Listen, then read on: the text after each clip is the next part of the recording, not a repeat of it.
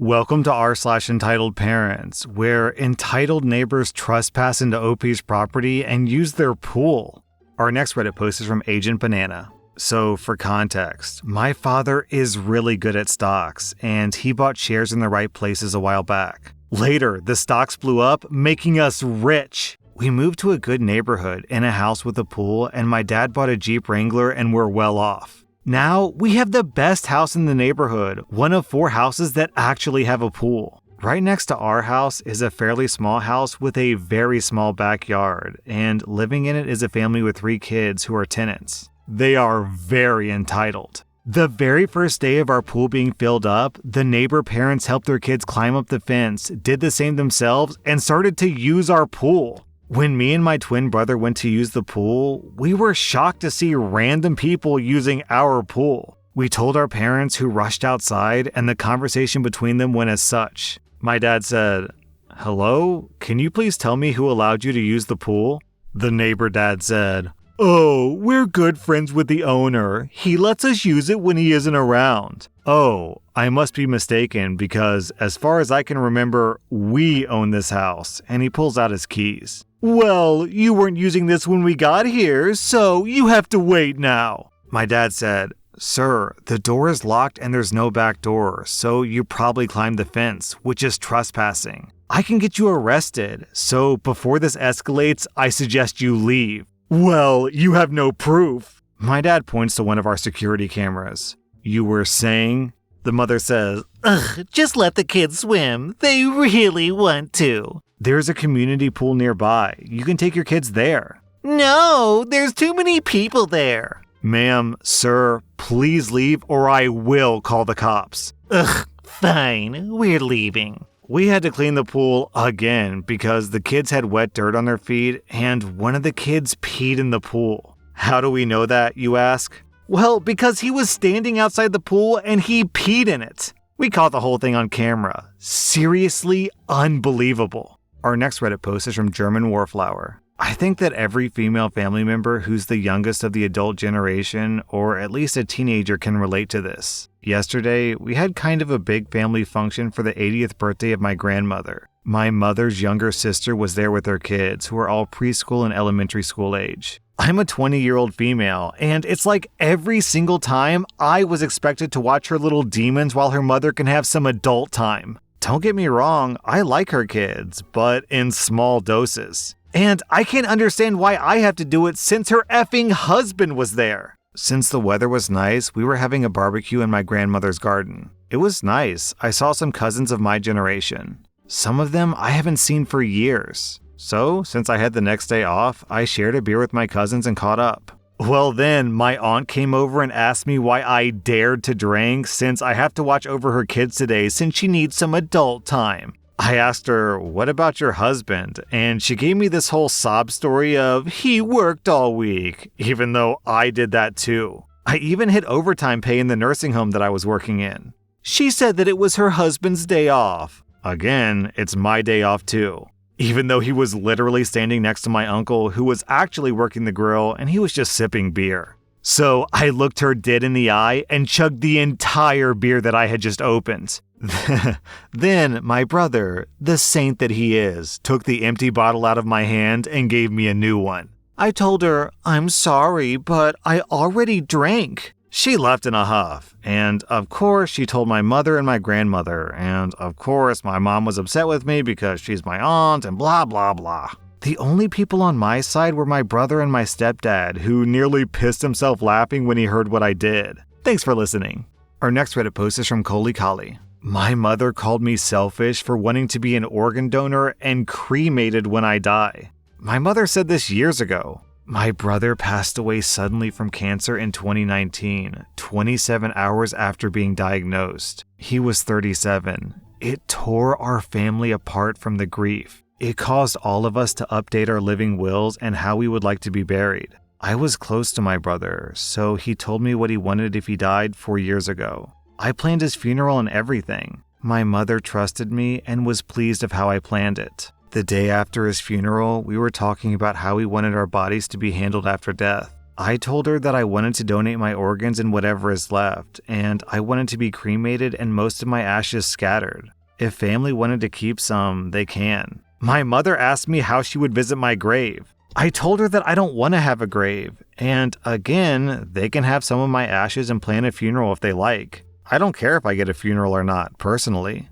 Then she told me that it's a sin to not have your body intact when going into heaven. When I reminded her that I'm a non-believer, she started calling me selfish for putting a burden on her by making her think that I'm going to hell for my body not being intact and an atheist. She started calling me selfish for not having a grave for her and her family to visit, and selfish for not letting family keep all of my ashes. When I told her, my body, my choice, my mother started to cry and said, "Well, if you die before me, I'll make sure that you have a grave. I don't care what you want. How could you be so self-absorbed?" I felt bad and apologized. She said, "Think about someone else for once. Do you know how selfish it is to want to pollute the environment with human remains?" Yeah, I now know that I said nothing wrong, but at the time, I felt like a butthole for not letting my family visit my grave, so that's why I apologized. Since then, I wrote a living will because I can't trust my mother to handle my wishes. Recently, when the conversation steered to death and burial, I again repeated my wishes. My mother said, "No, you're not. I'm not going to live the rest of my life thinking my daughter is in hell. I'll plan everything for you."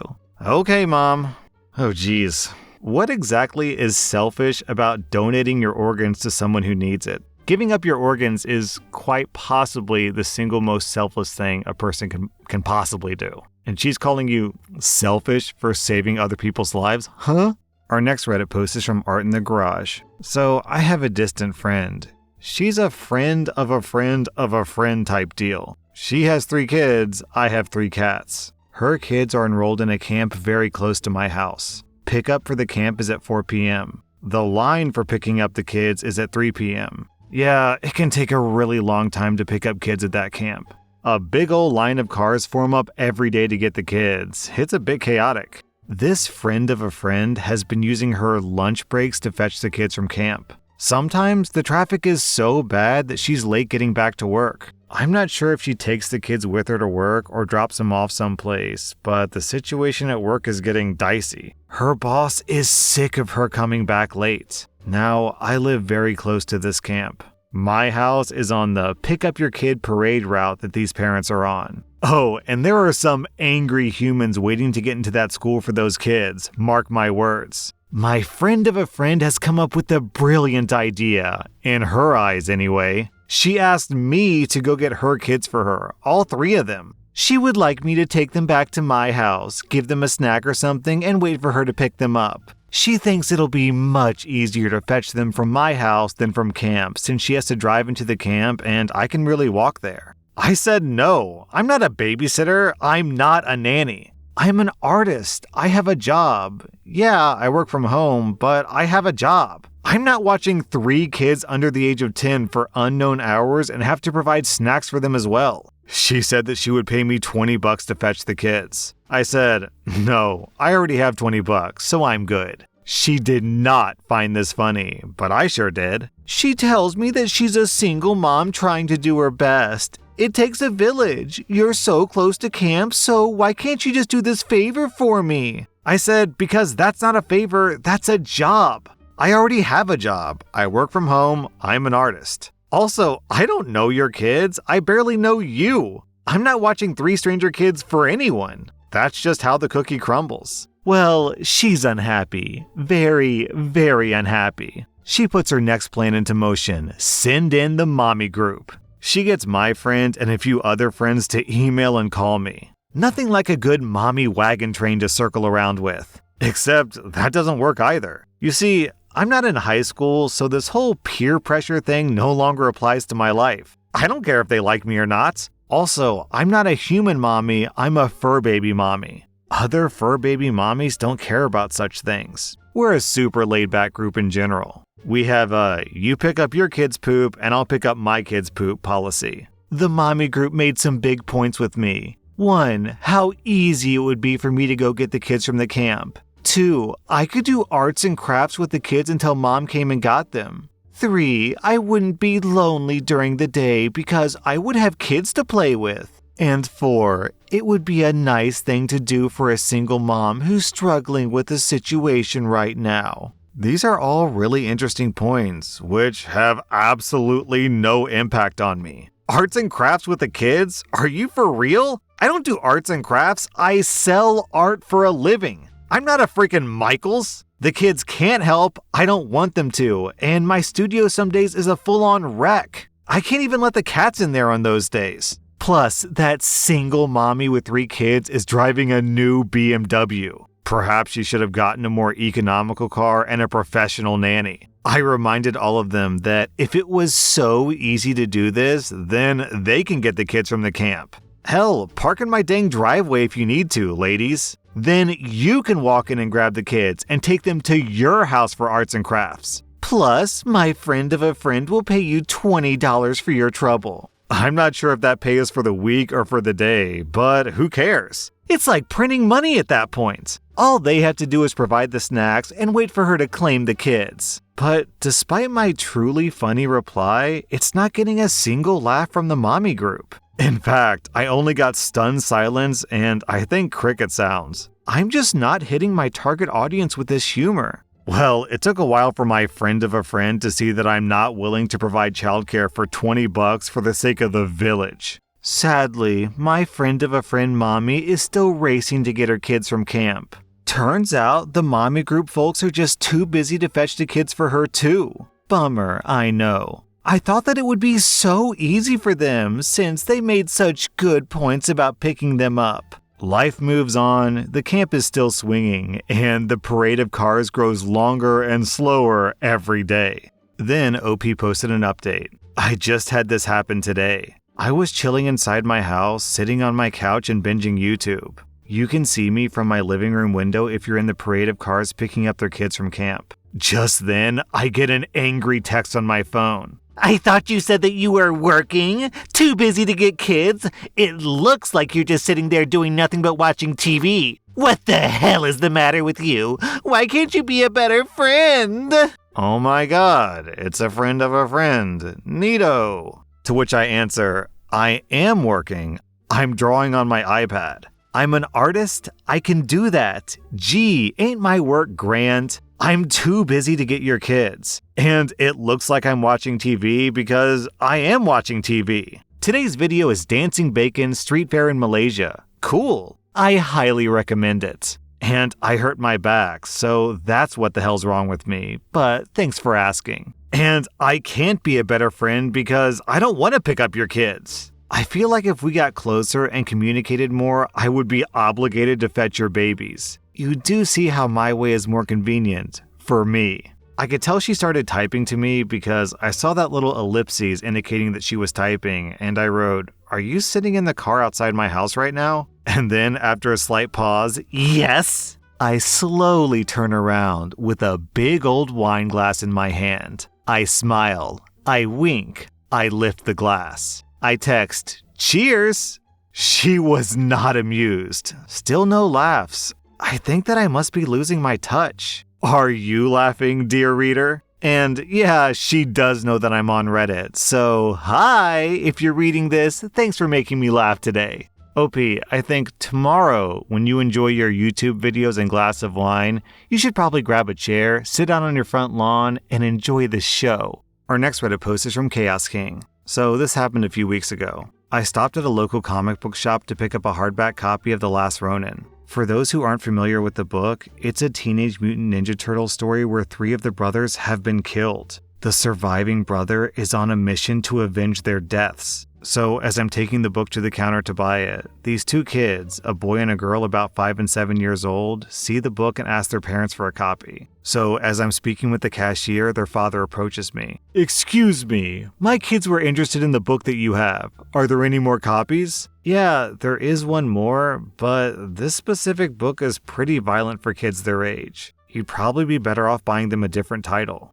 The mother, who joined the conversation, said, "It's Ninja Turtles. I'm pretty sure my kids can handle characters from a Nickelodeon show." "Yeah, but this book is more in the tradition of the original comics from the 80s. "It's fine, just show me where the book is." Okay, it's right on that shelf, but I warned you. So I continue talking with the cashier as the family sits down to look through the book. All of a sudden, we start hearing crying from both kids as they're seeing their favorite heroes on the half shell meet their doom. The father tries to console the kids while the mother angrily approaches the counter. What is this? Ninja Turtles are supposed to be for kids. But after seeing this book, they'll never be able to look at turtles the same. This book just ruined my kids' favorite cartoon for them. The cashier said, Ma'am, we tried to warn you that these weren't the Nickelodeon turtles that your kids like, and I even suggested a more family-friendly title for you, but you insisted on that one. You shouldn't be selling these books in the first place. And with that, she demanded the cashier let them have 2 different books free of charge as an apology for the emotional stress that her kids had to deal with.